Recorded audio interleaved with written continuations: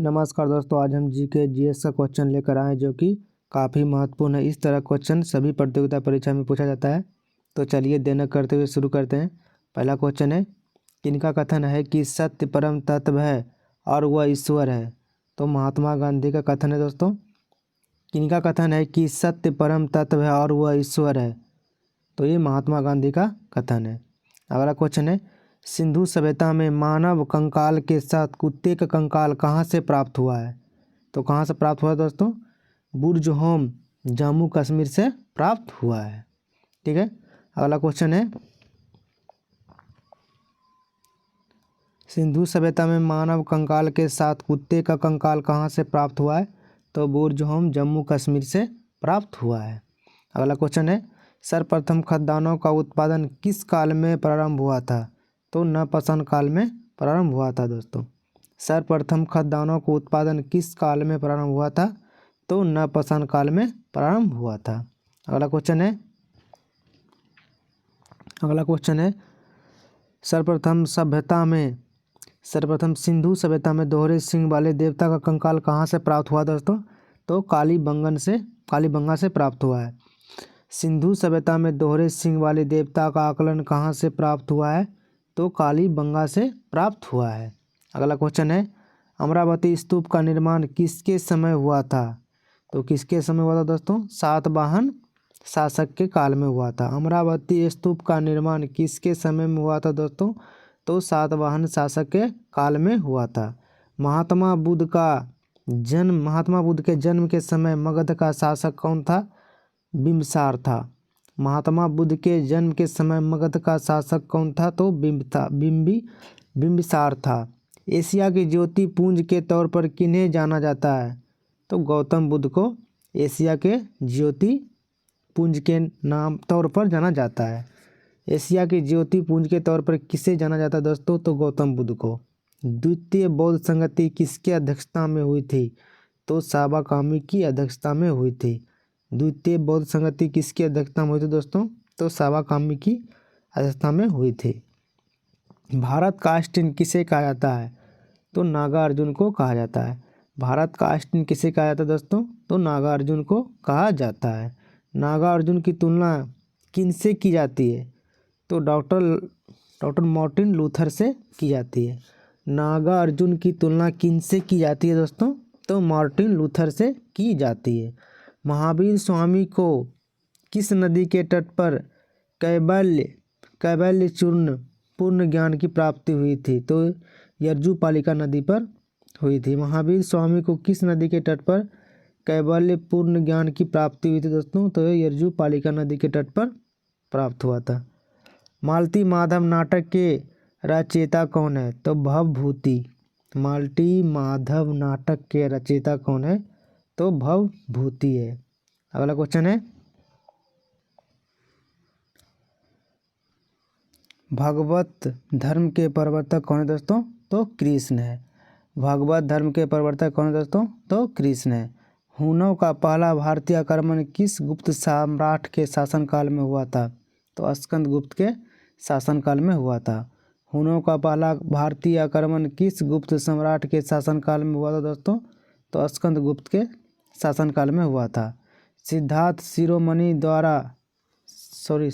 शिरोमणि तथा लीलावती नामक ग्रंथों की रचना किसने की थी? तो भास्कराचार्य ने किया था। सिद्धांत शिरोमणि तथा लीलावती नामक ग्रंथों की रचना किसने की थी? तो भास्कराचार्य ने किया था। कर्पूर मंजरी के लेखक कौन है? तो राजशेखर है। कर्पूर मंजरी के लेखक कौन है दोस्तों? तो राजशेखर है। अदीना मस्जिद बंगाल के निर्माण किस सल्तनत कालीन शासक ने करवाया था? सिकंदर शाह ने करवाया था। अदीना मस्जिद बंगाल के निर्माण किस सल्तनत कालीन शासक ने करवाया था? तो सिकंदर शाह ने करवाया था। दिल्ली सल्तनत का पहला शासक कौन था जिसने भूमि की पैमाइश कराकर लगान वसूल करना आरंभ किया? तो अलाउद्दीन खिलजी था। ठीक है। दिल्ली सल्तनत का पहला शासक कौन था जिसने भूमि की पैमाइश कराकर लगान वसूल करना आरंभ करवाया? तो अलाउद्दीन खिलजी। सल्तनत काल में सर्वप्रथम किसने लोक निर्माण विभाग की स्थापना की? तो फिरोज शाह तुगलक ने करवाया था। सल्तनत काल में सर्वप्रथम किसने लोक निर्माण विभाग की स्थापना की थी दोस्तों? तो फिरोज शाह तुगलक ने किया था। जहांदार शाह का वास्तविक नाम क्या था? तो मुइजुद्दीन था। जहांदार शाह का वास्तविक नाम क्या था दोस्तों? तो मुइजुद्दीन था। कठपुतली शासक किस मुगल कालीन शासक का उपनाम था? तो रफ़ी उद दरजात का।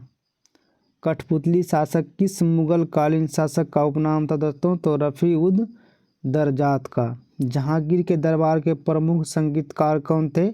तो बिलास खां था। ठीक है, कौन था दोस्तों? तो बिलास खां था। हैदराबाद के स्वतंत्र राज्य की स्थापना किसके द्वारा की गई थी?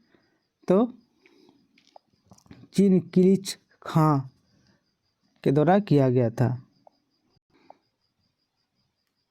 किसके द्वारा किया जाता था? चिनकिच खां उर्फ निजाम मुल्क 1724 में किया गया था। रैयतवाड़ी व्यवस्था के जन्मदाता कौन थे? तो टॉमस मुर्नो और कैप्टन रीड। रैयतवाड़ी व्यवस्था के जन्मदाता कौन थे दोस्तों? टॉमस मुर्नो और कैप्टन रीड। किस अधिनियम को मुंह बंद कराने वाला अधिनियम भी कहा जाता है? तो वर्नाकुलम प्रेस एक्ट 1871 में लॉर्ड लिटन के काल में। किस अधिनियम को मुंह बंद कराने वाला अधिनियम भी कहा जाता है? तो वर्नाकुलर प्रेस एक्ट 1871 में लॉर्ड लिटन के काल में। करजन के प्रशासन की तुलना मुगल सम्राट औरंगजेब से किसने की थी? गोपाल कृष्ण गोखले ने। करजन के प्रशासन की तुलना मुगल सम्राट औरंगजेब से किसने की थी? गोपाल कृष्ण गोखले ने। इकबाल शब्द का सर्वप्रथम प्रयोग किसने किया था? तो मोहम्मद इकबाल ने। इकबाल शब्द का सर्वप्रथम प्रयोग किसके द्वारा किया था दोस्तों? तो मोहम्मद इकबाल के द्वारा। अगला क्वेश्चन है, दिल्ली सल्तनत के किस शासक ने सर्वप्रथम एक वस्त्र निर्माणशाला स्थापित की थी? मोहम्मद बिन तुगलक ने। दिल्ली सल्तनत के किस शासक ने सर्वप्रथम एक वस्त्र निर्माणशाला स्थापित की थी? तो मोहम्मद बिन तुगलक ने। भारत में अंग्रेजी राज की प्रारंभिक अवस्था में अंग्रेजों को पराजित करने वाला भारतीय शासक कौन था? तो हैदर अली था। भारत में अंग्रेजी राज की प्रारंभिक अवस्था में अंग्रेजों को पराजित करने वाला भारतीय शासक कौन था दोस्तों? तो हैदर अली था। वह स्तंभ कहाँ है जिस पर अशोक का शांति संदेश तथा समुद्रगुप्त की सैन्य विजयों का विवरण दोनों अंकित है? प्रयाग में। वह स्तंभ कहाँ है जिस पर अशोक का शांति संदेश तथा समुद्रगुप्त की सैन्य विजयों का विवरण दोनों अंकित है? तो प्रयाग में। अमीर खुसरो किस सुल्तान का दरबारी कवि था? तो अलाउद्दीन खिलजी का। ठीक है, अमीर खुसरो किस सुल्तान का दरबारी कवि था दोस्तों? तो अलाउद्दीन खिलजी का। अंग्रेजों ने हुगली में 1651 में अपनी प्रथम कोठी किसके अनुमति से बनाई थी? तो शाह शुजा की अनुमति से। अंग्रेजों ने हुगली में 1651 में अपनी पहली कोठी किसकी अनुमति से बनाई थी दोस्तों? तो शाह शुजा की अनुमति से।